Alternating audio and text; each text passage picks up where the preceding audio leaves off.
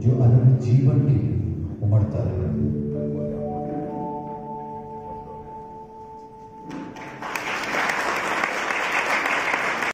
प्रस्तुत कर रहे हैं प्रभु ईसा का जन्म। पिता परमेश्वर ने सृष्टि का निर्माण किया। आकाश, पृथ्वी, जल, थल, पक्षी, पेड़ पौधे और अपने सदृश मनुष्य को बनाया। परमेश्वर को अपनी सृष्टि प्रिय थी। उसने आदेश दिया, फलो फूलो और दुनिया में फैल जाओ। इस प्रकार मनुष्य दुनिया में निवास करने लगा और उसकी संतति पृथ्वी पर फलने फूलने लगी। लेकिन शैतान को यह अच्छा नहीं लगा कि परमेश्वर की बनाई सृष्टि इतने आनंद और मेल मिलाप के साथ जीवन यापन कर रही है। इसलिए उसने लोगों के बीच उत्पन्न किया लालच, बैर, ईर्ष्या, घमंड और भी नाना प्रकार की बुराइयां, और परमेश्वर के लोगों में अशांति फैला दी। इस तरह मनुष्य जाति में पाप बढ़ने लगा। परमेश्वर ने अपनी संतति की इस दुर्दशा को देख अपने एकलौते पुत्र को इस संसार में भेजा। स्वर्गदूत गब्रियल ईश्वर की ओर से गलीलिया के नाज़रेत नामक नगर में एक कुंवारी के पास भेजा गया। स्वर्गदूत ने कहा, प्रणाम प्रभु की कृपा पात्री, प्रभु आपके साथ है। आप गर्भवती होंगी, पुत्र प्रसव करेगी और उसका नाम ईसा रखेंगी। मरियम स्वर्गदूत को देख आश्चर्यचकित हो गई। मरियम ने स्वर्गदूत से कहा, यह कैसे हो सकता है? मेरा पुरुष से संसर्ग नहीं है। स्वर्गदूत ने कहा, पवित्र आत्मा आप पर उतरेगा और सर्वोच्च प्रभु की शक्ति की छाया आप पर पड़ेगी। जो आपसे उत्पन्न होंगे वे पवित्र होंगे और ईश्वर के पुत्र कहलाएंगे। मरियम ने ईश्वर की वाणी स्वीकार किया और कहा, देखिए मैं प्रभु की दासी हूँ, आपका कथन मुझ में पूरा हो। इसके पश्चात स्वर्गदूत वहां से चला गया। नामक पुरुष जिसकी मंगनी मरियम से हुई थी, मरियम के गर्भवती होने का समाचार मिलने पर वह उसे परित्याग करने का सोच रहा था, क्योंकि वह धर्मी था और मरियम को बदनाम नहीं करना चाहता था। वह विचार कर ही रहा था कि स्वर्गदूत स्वप्न में उसे यह कहते दिखाई दिया, यूसुफ दाऊद की संतान अपनी पत्नी मरियम को अपने यहाँ लाने से नहीं डरे, क्योंकि उनकी जो गर्भ है वह पवित्र आत्मा से है। यूसुफ नींद से उठकर प्रभु के दूत की आज्ञा अनुसार अपनी पत्नी को अपने यहाँ ले आया।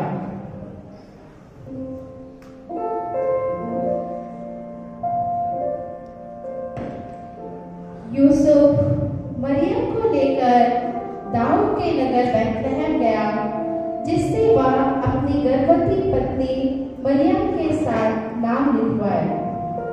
वे वहीं थे और मरियम के गर्भ के दिन पूरे हो गए।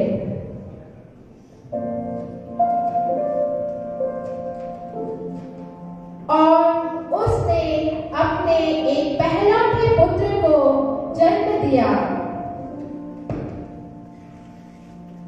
और उसे कपड़ों में लपेटकर चरने में लिटा दिया।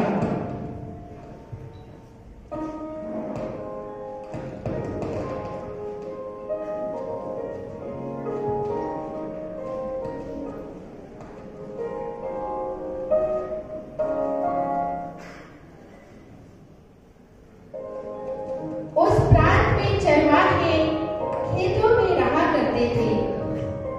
वे रात को पहरा देते थे। तभी प्रभु का दूत उनके पास आकर खड़ा हो गया और ईश्वर की महिमा चारों ओर चमक उठी।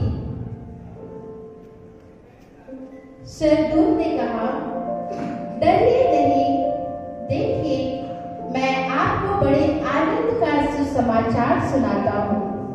आज दाऊद के नगर में आपके मुक्तिदाता प्रभु मसीह का जन्म हुआ है। यह सुनकर चरवाहे आनंदित हो गए। वे शीघ्र ही प्रभु के दर्शन को चल पड़े। लेटे हुए बालक को पाया।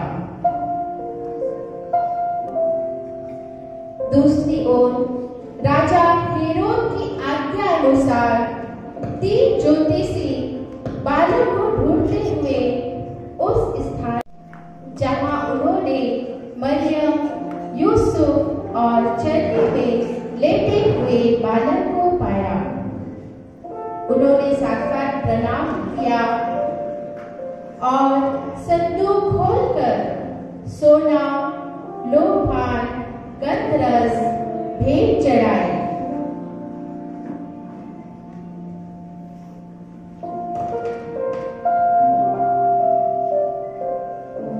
इस प्रकार हमारे मुक्तिदाता हम मनुष्यों के बीच आए और संसार में फैले अंधकार को दूर कर हमें प्रेम, मेल मिलाप और शांति प्रदान किया। इस प्रकार शैतान की हार हुई।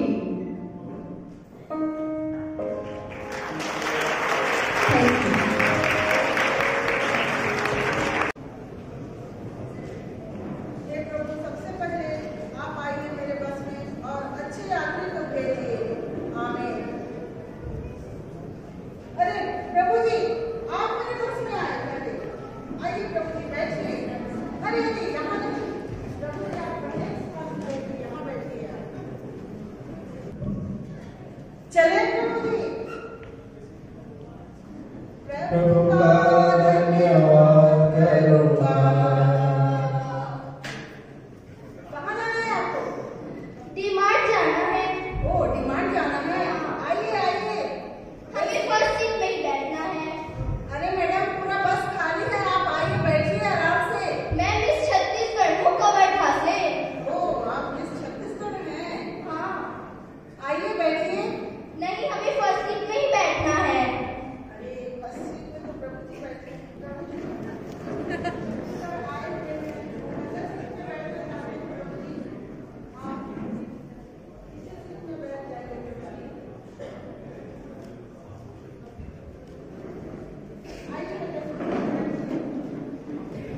चलो मैडम। प्रभु का धन्यवाद करूँगा। उसकी संगति में सदा रहूँगा। आइए सर, बस खाली है, आइए बैठिए। मेरा डिस्ट्रिक्ट प्लान जाना है। आइए आइए, पूरा बस खाली है, आप बैठ सकते हैं। एसी बस है। अरे नहीं, मैं 2 सीट लड़की है ना, उसी के पीछे बैठूंगा। मिस छत्तीसगढ़ के पीछे? हाँ, वहीं बैठूंगा। अरे एक्स्ट्रा पैसा? ओ, अरे बाप रे, गोरी चिट्ठी लड़कियों के पीछे तो प्रभु जी बैठे हैं। रुकिए रुकिए।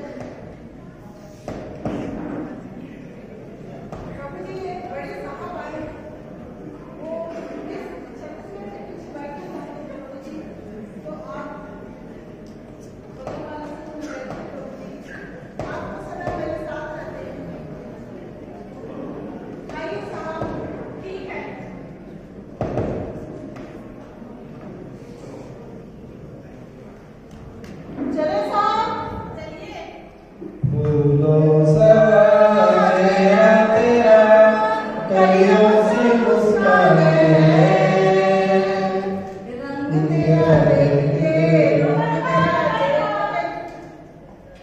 अरे शराब इधर रास्ता गेट नहीं है, किस तरफ आइए आप?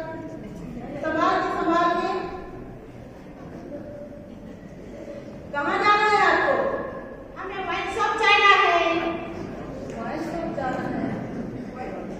आप ऐसे लोगों की कैसे बैठेंगे आप बस में? मैं बैठूंगा वो लड़की के पीछे में। आइए बैठिए। अरे रुकिए प्रभु जी बैठिए। प्रभु जी एक शराब से आया था, वो लड़कियों के पीछे बैठना चाहते हैं, तो आप पीछे आ जाइए। प्रभु जी आपकी सदा की मेरे साथ रहते हैं। आइए ये बोतल इधर रखिए। मैं आपको चलना है कि नहीं चलना? मेरे को चलना है पर मैं इसे नहीं दूंगा। आप ले जाएंगे। इसको बाद में समय ले जाइए।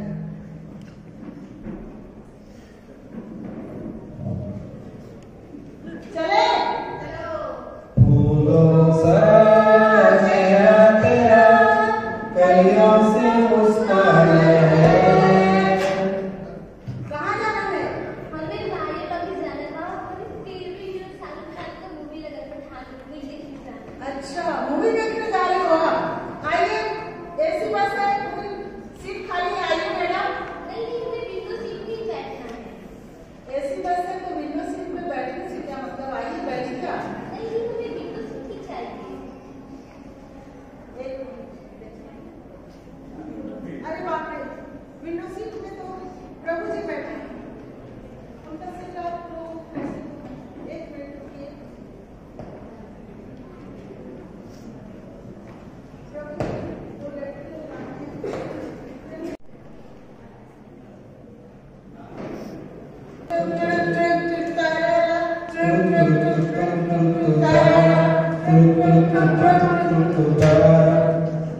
अरे साहब कहाँ जा रहे हैं?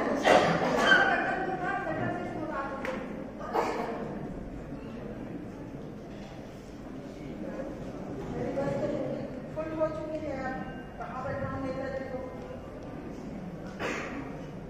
एक लास्ट सीट में प्रभु जी बैठे हैं। एक मिनट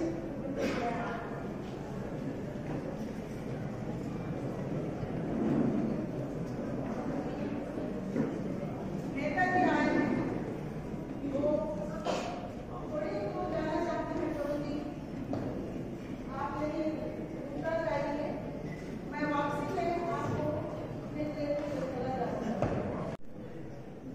आइए नेताजी। बस आप जल्दी कीजिए, बैठिए, लेट हो रहा है। आज तो मैं माला माल हो गया। प्रभु की कृपा से मेरे बस में यात्री भर गए, अच्छे सवारी मिले हैं मुझे यहाँ। मैं निकला तो गड्डी लेके, मैं निकला तो गड्डी लेके, वो रास्ते पे एक मोड़ आया।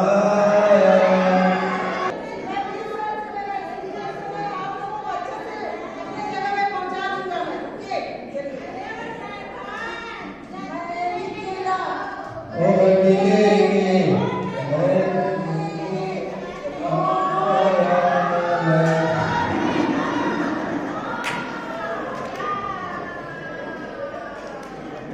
तो देखा आप लोगों ने लालच का फल।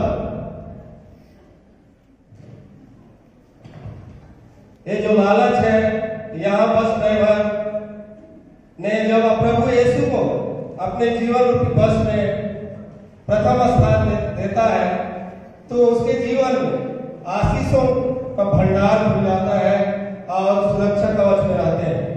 जैसे ही पैसे की लालच में आकर वह प्रभु यीशु को अपने जीवन रूपी बस से निकाल देते हैं, हटा देते हैं, वैसे उनके जीवन में दुख और संकट, कष्ट और पीड़ा उनके जीवन में उनके जीवन को बर्बाद कर देता है।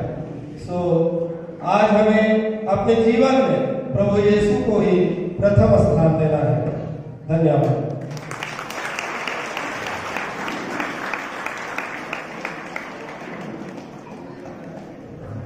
हमें भी प्रार्थना करना सिखाइए। ईश्वर हमारे प्रेमी पिता है, इसीलिए उन्हें अब्बा पिता कहकर पुकारना। जब हम ईश्वर को पिता कहकर पुकारते हैं, ये स्वीकार करते हैं कि सभी जन हमारे भाई बहन हैं। उनके सुख दुख को हमें अपने सुख दुख के रूप में अपनाना है। और एक बात, ईश्वर से अपनी गलतियों के लिए क्षमा मांगने से पहले हमें अपने भाई बहनों की गलतियों को क्षमा करना चाहिए। तभी तो हम क्षमा के पात्र बन पाएंगे।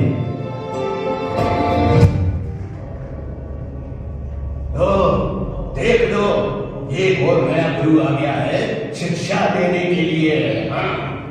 हाँ हुजूर, ये शुरू है इसका। उनकी शिक्षा लोगों को बड़ी पसंद आई है। अरे हजारों लोग उन्हें सुनने आते हैं हुजूर। यार नई शिक्षा समाज के लिए खतरा है, खतरा। ये हमारी परंपराओं को चुनौती देता है। हाँ हुजूर। देखो, एक काम करते हैं, इसके पनपने से पहले ही इसे काट देते हैं। बिल्कुल हुजूर। सबके सामने उसकी पोल खोलनी होगी ताकि सब लोग उस पर हंसे। हाँ हुजूर। अरे क्या हुजूर कर रहे हो? जब तक हुजूर की रट लगाते हो। अरे कोई उपाय ढूंढो, उपाय। उपाय भी है ना हुजूर। अच्छा, उपाय है? क्या उपाय है? बताओ, जल्दी बताओ। सुनिए।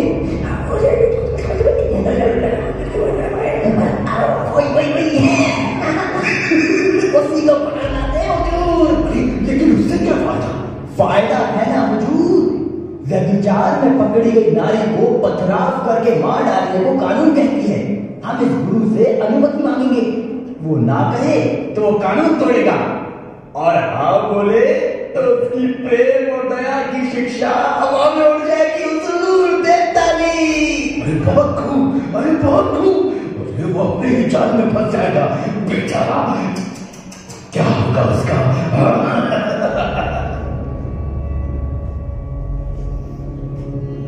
तुम लोगों ने सुना होगा जो कहा गया है, अपने मित्रों से प्रेम करो और अपने बैरी से बैर। परंतु मैं तुमसे कहता हूं, अपने शत्रुओं से भी प्रेम करो। जो तुमसे बैर करते हैं उनकी भलाई करो। जो तुम्हें श्राप देते हैं उन्हें तुम आशीर्वाद दो, और जो तुम पर अत्याचार करते हो उनके लिए दुआ करो। तभी तुम प्रेमी पिता ईश्वर की संतान बन जाओगे। यदि कोई तुम्हारे एक गाल पर थप्पड़ मारता हो तो तुम दूसरा गाल भी उसके सामने कर दो।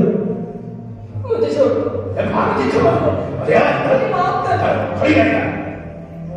ज्ञानी, उत्तम गुरुजी, ये स्त्री व्यभिचार करते हुए पकड़ी गई है। अरे हमारे कानून में ऐसी स्त्री को पत्थरों से मार डालने का आदेश दिया है। अब आप इस विषय में क्या कहेंगे? ये भाई, मौन का मतलब हाँ है साथियों। उठा लो पत्थर अपने अपने हाथों में। तो क्या हम पत्थर मारना शुरू करें? चलो भाइयों, उठा लो सब पत्थर। ठहरो। इसे सबसे पहले वही व्यक्ति पत्थर मारे जो स्वयं निष्पाप हो, जिसने कभी पाप न किया हो।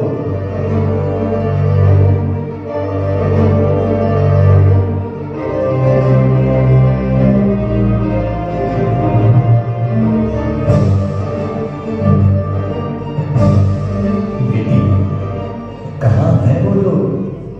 क्या एक ने भी तुम्हें दंड नहीं दिया? नहीं, सब चले गए गुरुवर। अब आप मेरे लिए कौन सा दंड उपयुक्त समझते हैं? मुझसे गलती हुई है। मैं भी तुम्हें दंड नहीं दूंगा। तुम्हारा पश्चाताप ही तुम्हारी मुक्ति है। जाओ, प्रायश्चित करो, और हाँ, अब फिर पाप नहीं करना।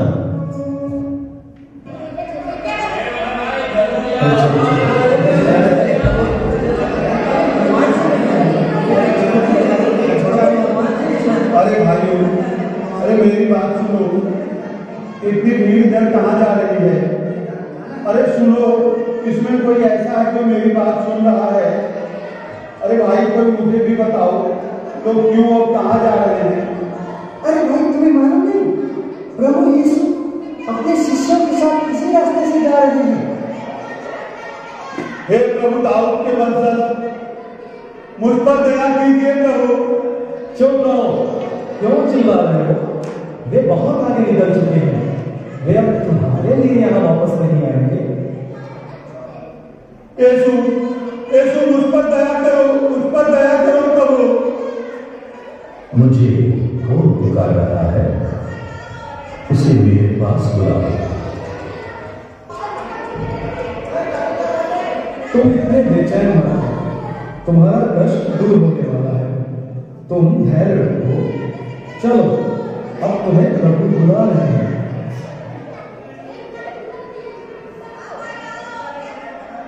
तुम क्या चाहते हो? मैं तुम्हारे लिए क्या करूं? गुरुवर, मैं फिर से देखने लगूं गुरुवर, मैं फिर से देखने लगूं। जाओ, तुम्हारे विश्वास ने तुम्हें चंगा किया।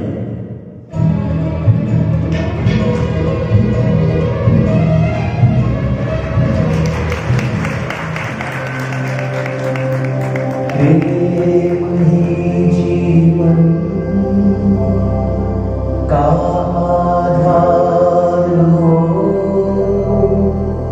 एक दूजे को माफ करो, प्रभु की ज्योति बनो, धराओ ज्योतिर्मान।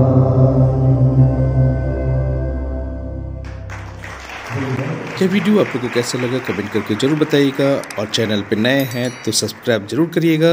वीडियो देखने के लिए आप सभी का धन्यवाद।